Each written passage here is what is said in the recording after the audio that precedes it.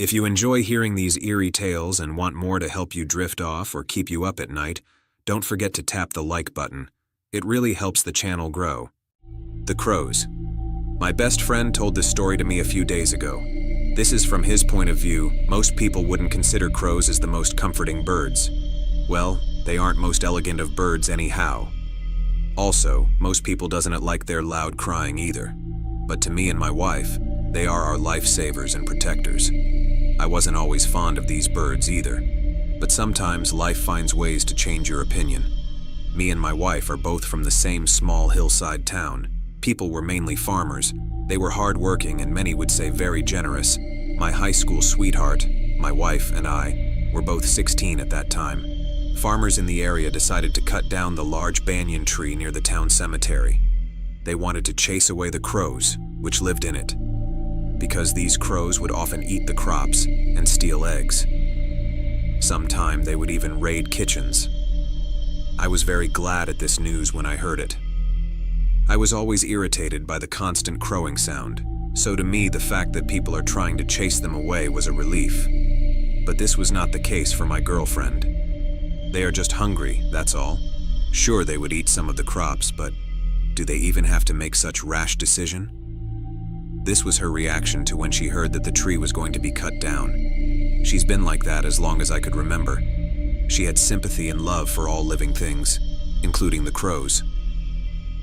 Whenever we had time to sneak out behind our parents' back and have a little alone time, she would often bring breadcrumbs with her. She would feed them to the crows and other birds.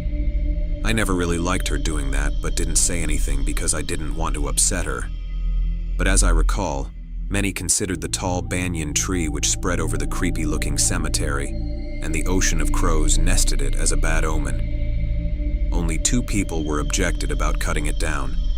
One was my girlfriend, other was an old man who lived near the cemetery. He was furious about them cutting the tree. But nobody listened to him, and they decided to go down with it. I still remember that day when they cut it down.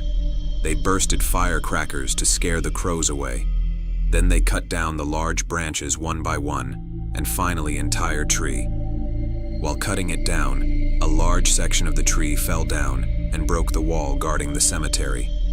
People didn't mind it that much as graves were fine. Without their home, the crows flew away, leaving some broken eggs and nests along with many dead hatchlings.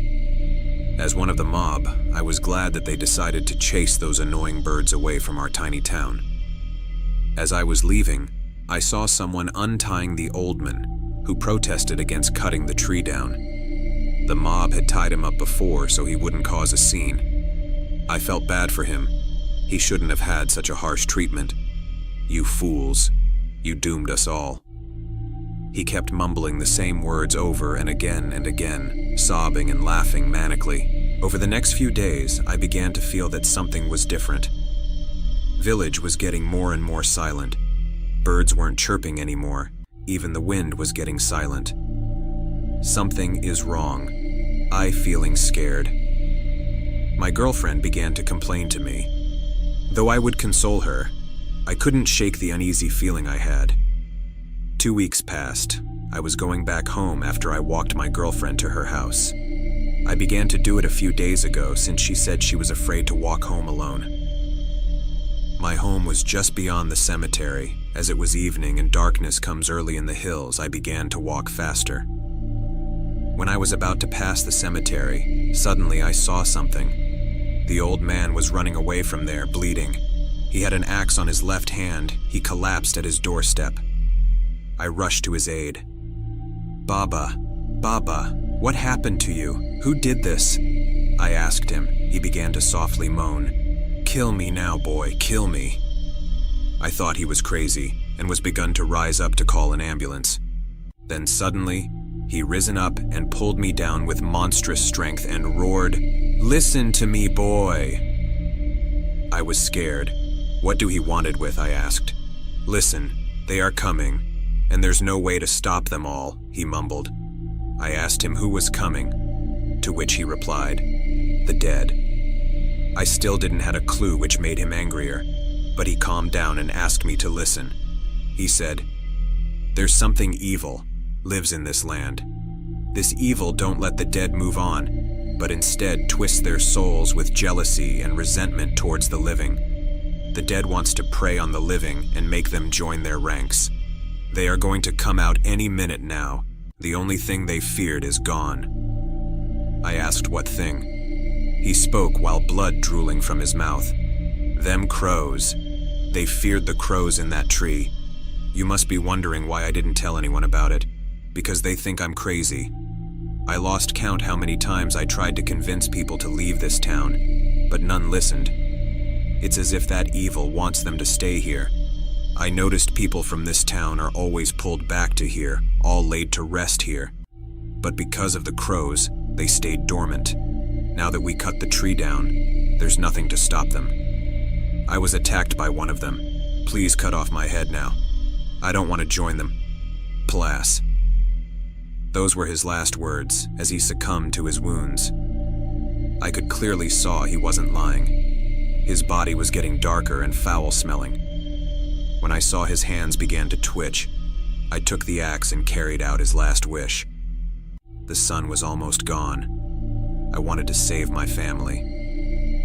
As I was running, I could hear tombstones moving in the cemetery. When I reached home, the door was open. There were no lights. I called for my parents, but none responded. So I somehow went to the hall and flicked the light switch.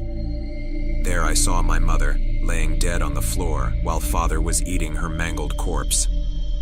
I wanted to cry, but bit my tongue and stopped. I slowly backed away from there, as his attention was not on me. I quickly got out of the house. I could hear moans from our neighbors and loud screams. I realized that my girlfriend was in danger too. I ran through the plantations to get to her house. I could hear more and more people running for their life. I chopped some dead, who ran towards me. I had one mission then, and none was stopping me. When I reached her home, the door was locked. Help me, someone. Please. Mom, Dad, don't hurt me. I heard cries. I was relived to know she was okay, but she was in grave danger. I broke the door with the axe, and hearing it, those things who used to be her parents rushed outside.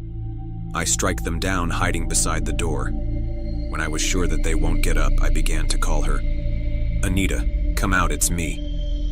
Zarina, I heard the door upstairs open and she ran towards me sobbing.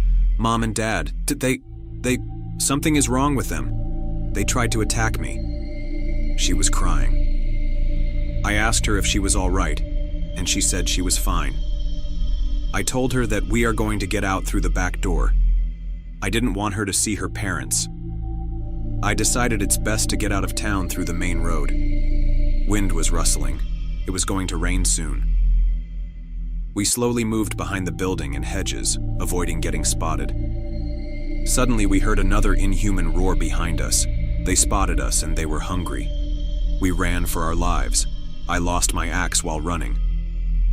While we are crossing the cemetery suddenly, Anita faced down. Looking back, I saw a legless corpse clutching down her ankles. I kicked it head off, loosening its grip. She tried walk, but her ankles were sprained. I had to carry her and run. It had started to rain heavily. We were both drenched and my legs were getting tired. We were almost out of the town. Then suddenly, they trapped us in a circle from all sides. With no way to escape, I told her to close her eyes. I prayed for a swift death, though I know it won't be one. As I waited to be killed by the monsters, who were once our family, friends, and loved ones. Suddenly, I heard a crowing sound. I saw a crow was sitting on a nearby tree. Its eyes were glowing like embers. Seeing that crow, they halted at their tracks. Then suddenly lightning struck, lighting up the dark sky. I saw a whole army of crows circling us in the sky, with fiery red eyes. Suddenly, one of them made a loud "Craw-wow" sound, and all others began to do the same. Their cries began shroud the rain itself. Then all of a sudden, they began come down attacking the undead. Some of them began fly around us like in a circle. I used this chance and began to run. We finally were about to make it to downhill. Suddenly I saw lightning hit the top of the hill. Earth began to shake. Anita said that it's a landslide before we even could react.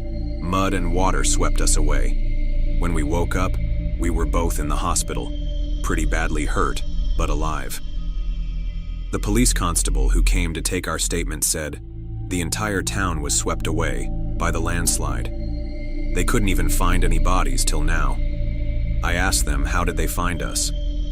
He said, rescue team were searching for dead bodies, then suddenly they saw crows circling in the sky and thought that there must be dead bodies.